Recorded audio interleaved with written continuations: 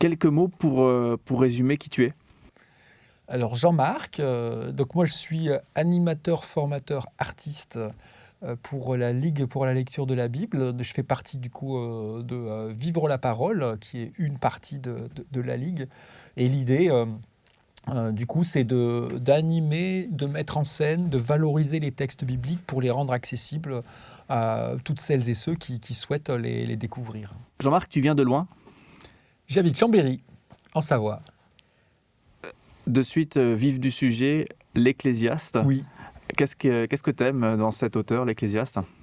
J'aime beaucoup l'Ecclésiaste parce qu'il ne porte pas de jugement sur ce qui se passe sur Terre. C'est une prise de recul. Il décrit ce qu'il a vécu, il décrit ce qu'il voit. Et du coup, c'est vraiment pour tout public. Est-ce que tu peux nous dire deux mots du projet? Comment est-ce que tu as créé un projet qui se connecte plus globalement au projet Révolution MMK? Eh bien, alors, quand on s'est rencontrés, du coup, ma première démarche, c'était vraiment comprendre vos textes, comprendre les chansons, le fil conducteur des chansons. J'ai tout de suite vu votre souhait de vous inspirer des textes de l'Ecclésiaste. Et moi, mon rôle a été en fait de vous aider aussi à choisir les bons textes de l'Ecclésiaste qui collent bien avec vos chansons, tout en respectant le fil conducteur un peu chronologique aussi des textes de l'Ecclésiaste. Donc c'était un moment, j'ai dû faire des choix, on a échangé ensemble, et puis ça y est, clac, ça fonctionne. On est dans la thématique de vos chants, on est dans la thématique de l'Ecclésiaste, et il n'y a plus qu'à. Est-ce que tu peux me dire deux mots peut-être sur l'Ecclésiaste? C'est un vieux nanar, ce bouquin finalement.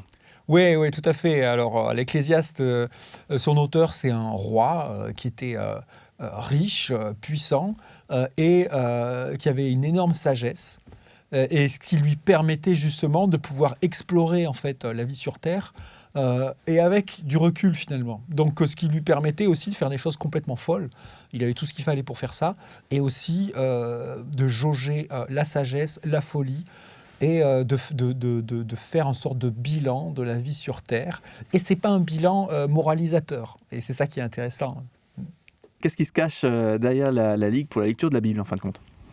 Appropriez-vous les textes. Ce sont vos textes. Nous, on n'est pas là pour vous dire ce que l'on pense du texte.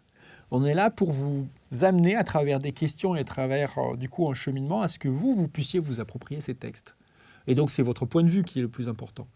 Et du coup, on essaye d'être le plus neutre possible. Alors, c'est difficile, hein, mais pour que voilà, chacun, quel qu'il soit, que ce soit un enfant, que ce soit un adulte, que ce soit un ado, qu'on soit chrétien, pas chrétien, musulman, bouddhiste, peu importe, j'ai un texte biblique, et qu'est-ce que j'en fais?